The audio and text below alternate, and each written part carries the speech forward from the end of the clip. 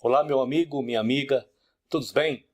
Vamos continuar, então, a nossa série de vídeos sobre diabo, Satanás, demônios, encapetamento, né?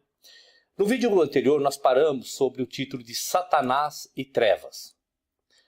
A ligação entre Satanás e as trevas é um estudo interessante.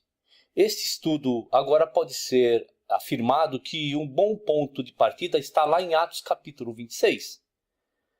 Paulo explica ao rei Agripa que o Messias, que o confrontou na estrada para Damasco, fez dele ministro para converter os homens das trevas para a luz e da potestades de Satanás para Deus, ou Criador.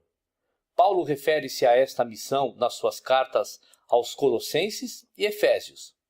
Ligações verbais a Atos 26 encontram-se em Efésios capítulo 1 e o capítulo 2. E então Paulo leva o tema de Satanás e trevas à passagem da armadura de Deus, lá de Efésios, você conhece. Vamos lá, capítulo 6 de Efésios, dos versos de 10 a 17, diz assim: Quanto ao mais, sede fortalecidos no Senhor e na força do seu poder, revesti-vos de toda a armadura de Deus para poderdes ficar firmes contra as ciladas do diabo, porque a nossa luta não é contra o sangue e a carne, e sim contra os principados e potestades, contra os dominadores deste mundo tenebroso, contra as forças espirituais do mal nas regiões celestes. Portanto, tomai toda a armadura de Deus para que possais resistir no dia mau, e depois de terdes vencido tudo, permanecer inabaláveis. Estais, pois, firmes, cingindo-vos com a verdade e vestindo-vos da couraça da justiça. Calçai os pés com a preparação do evangelho da paz, embraçando sempre o escudo da fé, com a qual podereis apagar todos os dardos inflamados do maligno. Tomai também o capacete da salvação e a espada do Espírito, que é a palavra de Deus. Bom, deixa eu falar uma coisa para vocês aqui. Paulo, como sempre, está se fazendo de tudo para ver se ganha alguns.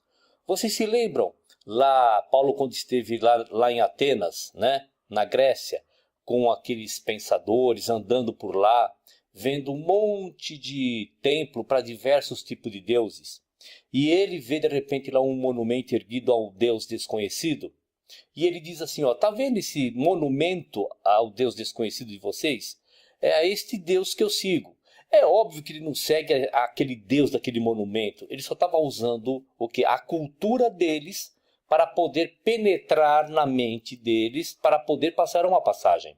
Em Efésios aqui é a mesma coisa. Veja que ele fala de couraça, capacete, espada, sandália, cingir os lombos. Isso é uma figura de linguagem de um guerreiro. Por quê? Porque os efésios eram também conhecidos como guerreiros. Eles guerreavam demais, protegiam demais. Então Paulo usa essa expressão da armadura de Deus para poder fazer com que eles pudessem entender a mensagem que ele estava prestes a passar para eles. Por que então esta passagem é citada com regularidade por aqueles que acreditam num diabo pessoal? Alguns comentários talvez sejam bem necessários aqui neste momento. O fato de que esta guerra não é uma guerra contra sangue e carne, não é para ser entendido como uma indicação de que envolve uma hoste celestial sob a liderança de uma criatura espiritual, monstruosa e tudo mais. O ponto é que, em vez disso, não é um combate físico, mas uma luta para manter os princípios divinos enfrentando forte oposição daqueles com autoridade. A expressão principados e potestades parece uma expressão técnica sobre aqueles com autoridade. Mas nem sempre é usado num mau sentido. Lá em Tito, capítulo 3, verso 1, Paulo, na verdade, instrui Tito a assegurar-se de que aqueles sob a sua alçada se sujeitem aos principados e potestades. Relevantes são as palavras de Efésios capítulo 3, verso 10, onde Paulo ora dizendo assim: pela igreja, a multiforme sabedoria de Deus torne conhecida agora dos principados e potestades nos lugares celestiais. Paulo viu a possibilidade dos principados e potestades serem influenciados na direção da sabedoria através das pessoas que agora viviam dentro da nova doutrina, da doutrina do Messias. Isto seria difícil de entender, como também a ordem em Tito de se sujeitarem, se os principados e potestades fossem seres espirituais sob a liderança de um diabo sobrenatural. Os principados e potestades, aqueles em posição de autoridade em Efésios 3 e 6, são descritos como ocupando lugares de alta posição ou celestiais. É sugerido aqui que isto implica não somente elevação, mas uma elevação espiritual, como aquela dos líderes judeus que tentaram travar o avanço da mensagem do Messias. Você sabe a história do Messias lá, né? Antecipando o ataque violento do poder das trevas antes da sua morte. O Messias exortou os seus discípulos a vigiar e a orar também. É bom notar que depois da passagem sobre a total armadura de Deus lá em Efésios 6, Paulo diz o seguinte, vamos lá, no verso 18. Com toda oração e súplica, orando em todo o tempo no Espírito, e para isto vigiando com toda perseverança e súplica por todos os santos. Vocês conseguiram perceber, né, que ali tem toda uma estrutura de figura de linguagem, né, uma metalinguística, para entender potestades, principados. E aqui nós estamos vendo também que quando está se falando, Paulo também menciona lá em Tito sobre, né, potestades e principados, não está falando de uma hoste maligna dos céus que foi atirado e agora é contra todo mundo. Está falando de poder. Entregar a Satanás. Foi feita a sugestão que a oração "não nos deixes cair em tentação" significa não nos coloques em circunstâncias nas quais os nossos desejos nos irão seduzir e desencaminhar. Em seguida, na oração é dito assim, mas livra-nos do mal. Esta é uma oração que o Criador fará até mesmo mais do que isto. Ele nos colocará na direção oposta, removendo-nos da cena da tentação. Não é suficiente não nos colocar em circunstâncias onde os nossos desejos nos farão tropeçar. Não, queremos que Ele nos leve para longe das circunstâncias, onde os nossos desejos, os desejos errados, se afirmarão.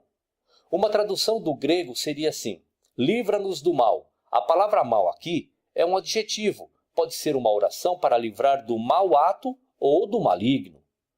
Podem-se também encontrar passagens para apoiar ambas as aplicações, e parece que ambos os pensamentos são bem intencionais. Queremos que o Criador nos salve do mau ato que o maligno está nos tentando a cometer. O Criador nem sempre livra os homens do mal. Embora ele nunca tente os homens a cometerem atos ímpios, os próprios desejos dos homens é que fazem isso. Ele deixa homens em tentação em circunstâncias nas quais os desejos errados deles irão tentá-los e fazer com que tropecem. Isso não é livrar do mal, isto é, entrar ao mal ou entregar a Satanás. Compreende?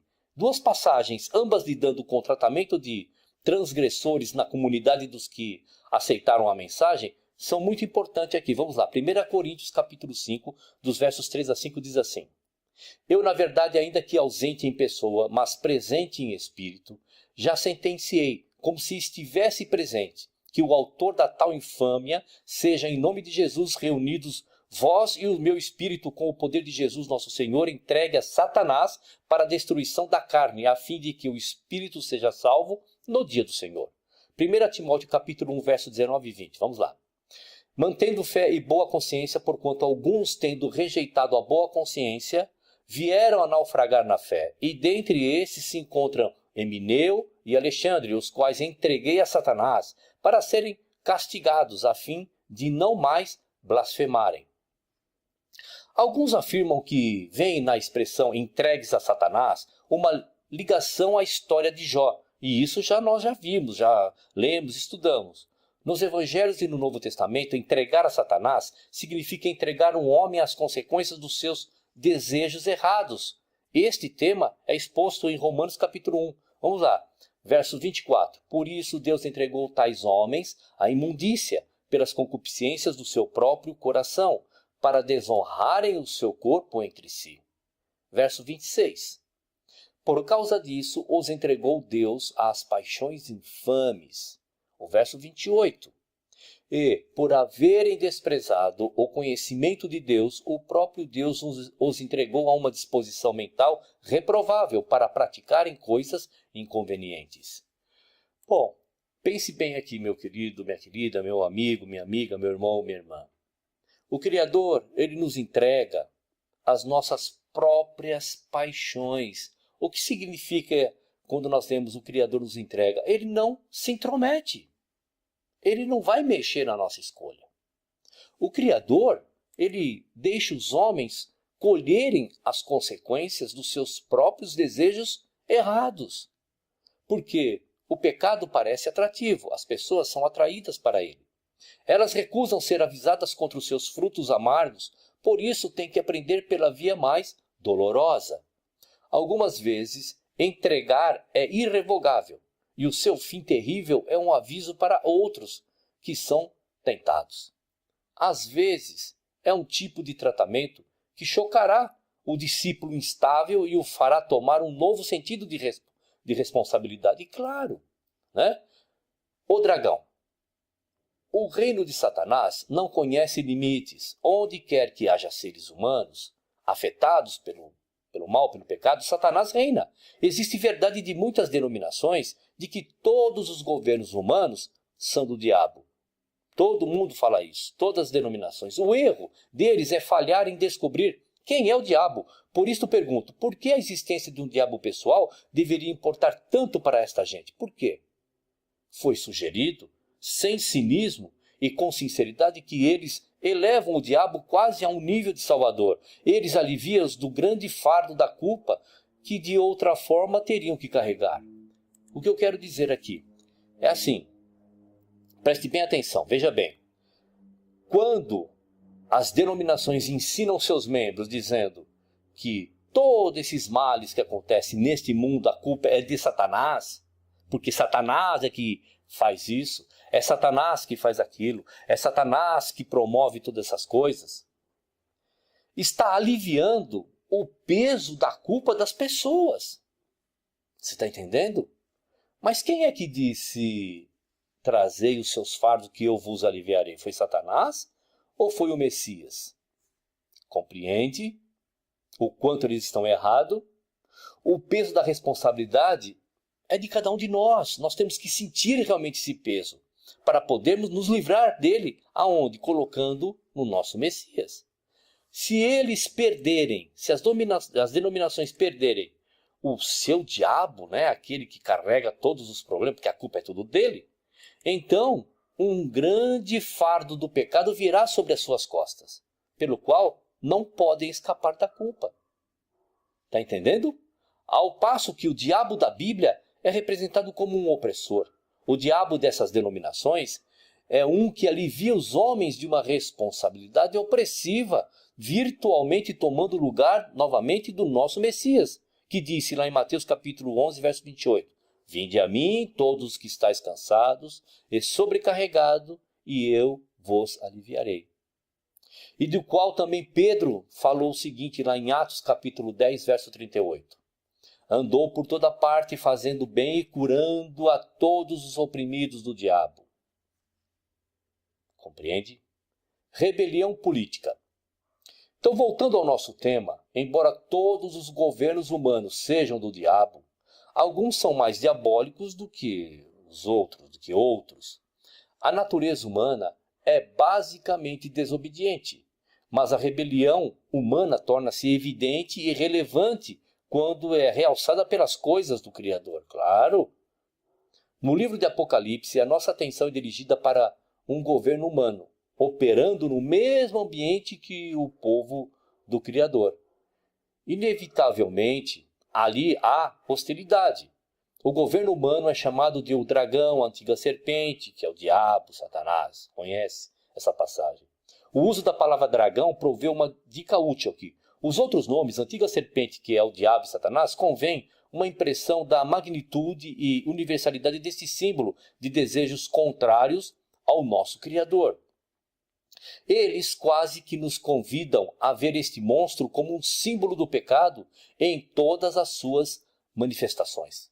Existe um sentido no qual esta conclusão é a correta, mas também temos que tomar em consideração o fato de que nas Escrituras os animais, bestas, são símbolos de governantes humanos, como vemos lá em Daniel capítulo 7, onde 4 animais são explicados como reis.